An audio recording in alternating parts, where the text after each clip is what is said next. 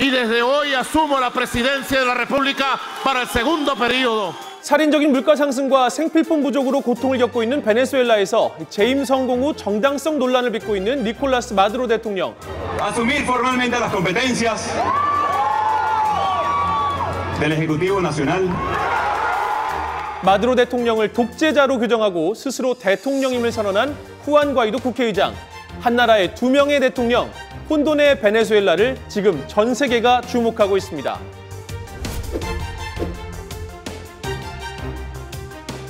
We hope that every nation will join us in recognizing Interim President Juan Guaidó. Es un placer anunciar que el Parlamento Europeo reconoce a Juan Guaidó como legítimo presidente interino de Venezuela. 미국과 EU 주요 국가들을 비롯한 서구권 국가들이 과이도 임시정부 지도자를 공식 인정하는 성명을 내고 있는 반면 러시아와 중국, 북한 등은 현 마두로 대통령을 인정하고 있습니다.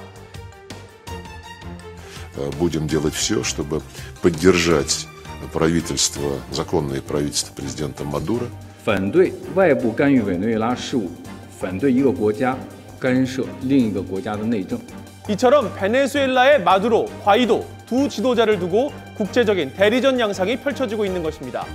민주주의와 시장 경제를 지향하는 과이도 임시정부 지도자와 우고 차베스 전 대통령의 뒤를 이어 사회주의 좌파 정부를 고수하는 마두로 대통령. 이 둘 사이에서 미국과 유럽, 러시아와 중국은 왜 서로 다른 지도자를 지지하는 걸까요? 언론과 전문가들은 이 사태를 미국과 러시아의 대리전으로 부르며 체스 게임에 비유했습니다. There is a big risk that Venezuela becomes football in the geopolitical games that are played between the United States, Russia and China. 세계 최대 석유 매장량을 보유하고 있는 베네수엘라. 원래는 친미 국가였지만 1999년 우고 차베스 전 대통령의 집권 이후 반미 국가로 돌아서면서 석유를 무기로 미국의 영향력에서 벗어나겠다고 선언했습니다. 미국은 주요 원유 공급처인 베네수엘라가 다시 친미 국가가 되는 걸 마다할 이유가 없죠. 베네수엘라에 41억 달러 넘게 투자한 러시아는 경제적 손실을 막기 위한 이유뿐 아니라 미국의 바로 턱 밑에 자신들의 영향력을 유지하기 위해 반미 정권 마두로를 지지하고 있죠. 중국도 마두로 정권을 지지하고 나섰습니다. 중국은 베네수엘라에 가장 많은 돈을 빌려준 나라, 2007년부터 2016년까지 총 622억 달러를 빌려줬고 2005년부터 2018년까지 중국 기업들이 베네수엘라에 투자한 금액만 약 209억 달러를 기록했죠. 러시아와 중국 모두 마두로 대통령이 물러나고 새 정권이 들어서면 기존 채무 관계와 계약이 물거품이 될 거란 우려가 있는 겁니다. 바락 오바마 전 대통령 시절부터 인권 유린과 민주주의 탄압을 이유로 베네수엘라에 여러 제재를 부과해왔던 미국 정부.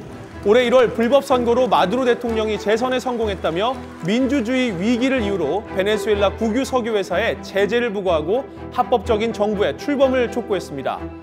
We will continue to use all of our diplomatic and economic tools to support interim President Guaido.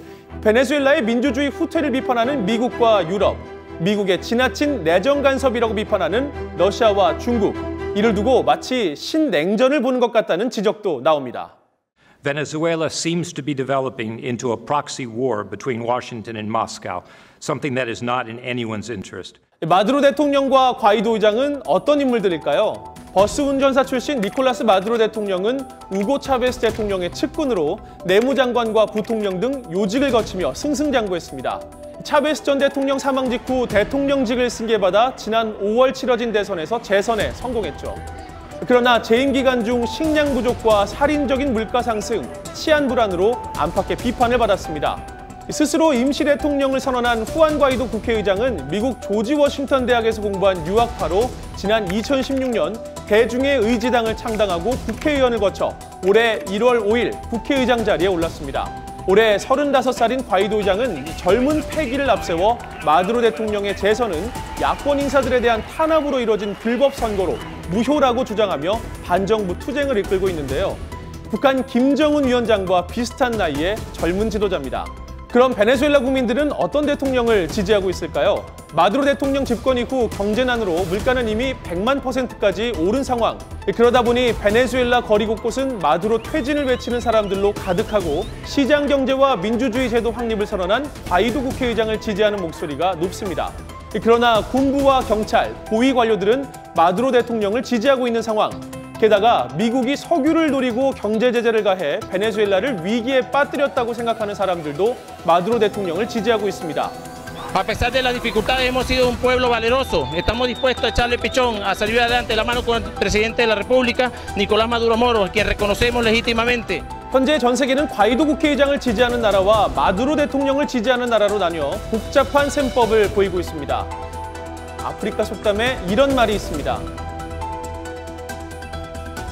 한국 속담에 고래 싸움에 새우등 터진다는 말과 비슷하죠. 가난과 치안 불안에 고통받고 있는 베네수엘라 국민들, 지금까지 자국을 떠난 수만 300만 명에 이릅니다. 베네수엘라 사태의 향방, 여러분은 어떻게 보고 계십니까?